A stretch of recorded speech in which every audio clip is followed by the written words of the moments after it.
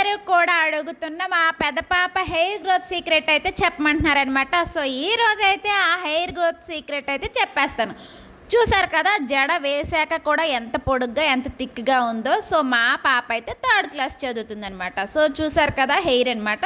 So నేను తలకు స్నానం చేసిన ప్రతిసారి కూడా ఈ ఫ్లాక్స్ సీడ్స్ జెల్ అయితే పెడతానమాట. సో ఫ్లాక్స్ సీడ్స్ జెల్ అనేది ఎలా ప్రిపేర్ చేసుకుంటున్నంటే ఫ్లాక్స్ సీడ్స్ అనేవి తీసుకుంటానండి. ఆ ఫ్లాక్స్ సీడ్స్ అనేవి వాటర్ వేసేసి బాయిల్ చేస్తాను. బాయిల్ చేసి వడకడితే జెల్ ఫామ్ అవుతుంది అనమాట. ఆ జెల్లో నేనైతే కొంచెం క్యాస్టర్ ఆయిల్, అదేనండి ఆమ్దం వేస్తాను, కొద్దిగా కోకోనట్ ఆయిల్ అయితే వేస్తానమాట. ఈ రెండు వేసేసి అయితే చక్కగా మిక్స్ చేసేసి ఒక్కొక్కసారి పెరిగేస్తానండి. డాండ్రఫ్ ఎక్కువగా ఉంటే పెరిగేసేసి చక్కగా మిక్స్ చేసేసి అయితే తలకైతే పెడతానమాట.